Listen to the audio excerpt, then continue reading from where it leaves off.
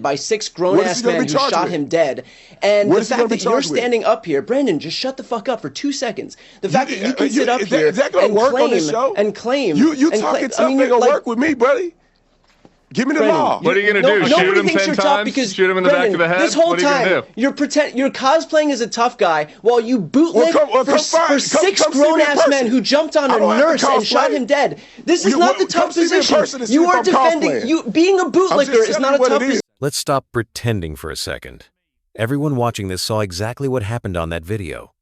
And yet, for nearly an hour, we're told to ignore it. We're told it didn't mean what it clearly meant. We're told to trust authority over our own eyes. And that's where this entire thing breaks. Because the MAGA tough guy routine only works when no one pushes back. It works when people stay polite, when they stay quiet, when they let the talking points slide. But the second someone refuses to play along, the second reality gets brought back into the room, the act collapses. What you're about to watch is that collapse in real time. Not outrage for clicks, not manufactured drama. Just the exact moment the excuses stop landing. The wider public, and for this issue of trust and being able to believe what we see with our own eyes. Because if you listen to what these administration officials were saying in the immediate aftermath of this killing, then this guy, Alex Preddy, was about to launch a massacre of law enforcement officers, when we could all see from the various clips that were coming out that simply wasn't true. He was defending a woman protester who'd been thrown on the floor. He was then thrown on the floor himself. Yes, he had a weapon on him, but at no stage did he brandish that weapon or represent any threat to the 8 ICE officers that engulfed him. And in fact, they took away his gun. So given that we could all see that, I think what's happened here, which has been really pretty unprecedented and quite fascinating to watch, is that Donald Trump has realized this has crossed a line many people may not have thought Donald Trump was aware of or cared about. And that line being, if you try and tell people that what they've just seen with their own eyes is not true, they're not going to buy it, trust in you is going to erode, and your polling numbers are going to get slayed. And ultimately, it will cost you at the ballot box. What's your reading of it? Well, I hope you're right, Piers. I hope that Donald Trump changes course. I think we've seen some very minor evidence of that, replacing Greg Bovino with Tom Homan. I would have preferred that all of the ICE and CBP agents be removed from Minneapolis immediately and then taken off the streets and brought back to D.C. or to the border where they're supposed to be. Minneapolis is famously 300 miles from a border.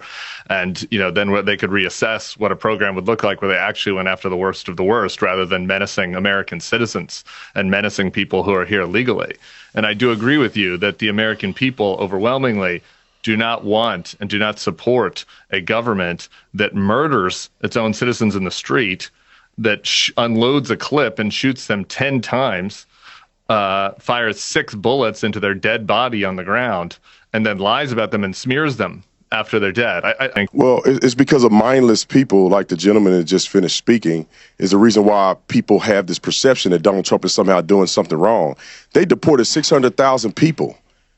They've deported people who have committed murder, rape, all kinds of dangerous and felonious crimes. Also, they're deployed in all 50 states. Why is Minnesota the only state that's having issues? And then to get on TV and say that a guy is observing the First Amendment and Second Amendment while he's at a protest, assaulting ICE agents, Border Patrol agents. He committed an assault, a felonious assault against the ICE agent. That's how he got into a physical altercation while carrying a firearm without notifying them. This is the tell. Watch how fast the conversation shifts the moment the video becomes impossible to defend. Suddenly, it's not about what happened. It's about labels. Felony assault. Officer safety. You don't understand the law. Anything to drag the argument away from the footage everyone just watched. And notice who this is really aimed at. Not the panel, you, the viewer.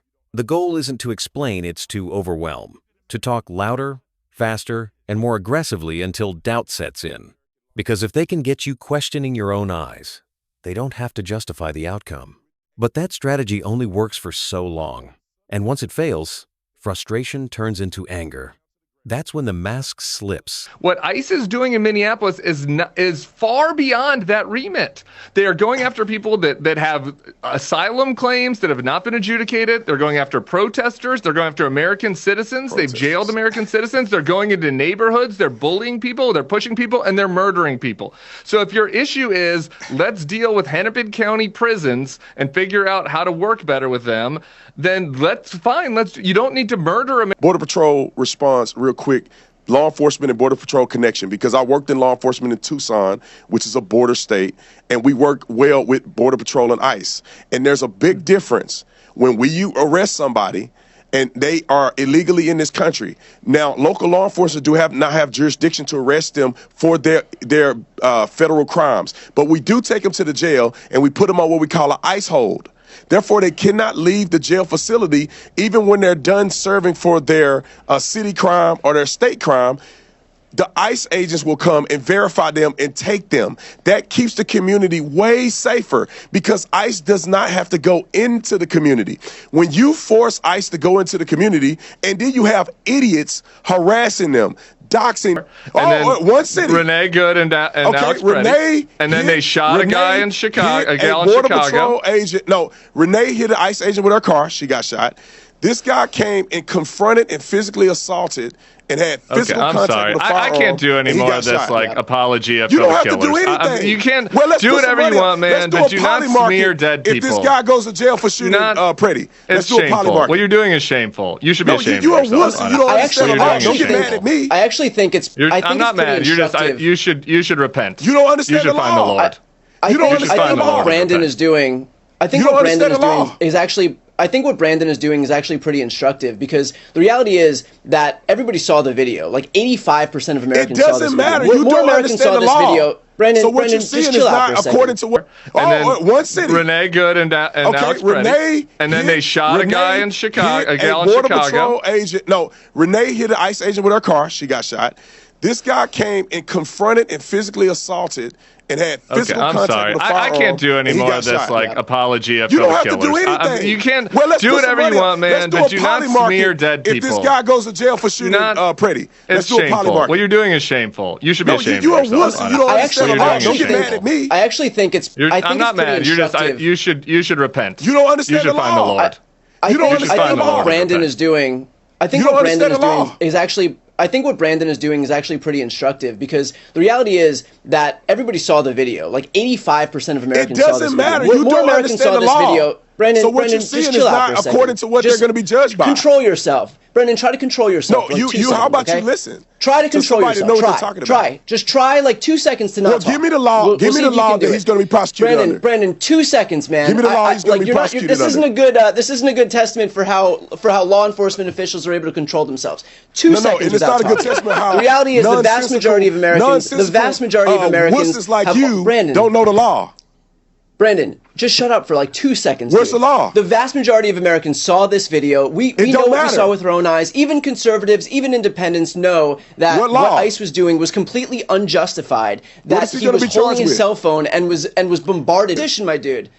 Being a bootlegger for a bunch of grown-ass men who killed a nurse who was helping a woman is not the tough position that you think it is. Gentlemen, where is he going to be charged with? Can I just say, Gentlemen, I had hip surgery a week ago, and can I just say it flared up at the start of this debate. It's carried on flaring ever since. And the only thing I can put it down to is that you lot have shouted at each other now for 45 minutes without drawing breath, and I owe it to my new hip to call an end to proceedings. But thank you all very much. Here's what actually broke down on that panel. Not civility, not manners, not tone, but the story itself. The moment everyone watching realized they were being asked to deny their own eyes just to protect authority. And once that happens, the whole thing falls apart. This isn't strength. This isn't law and order. This is panic.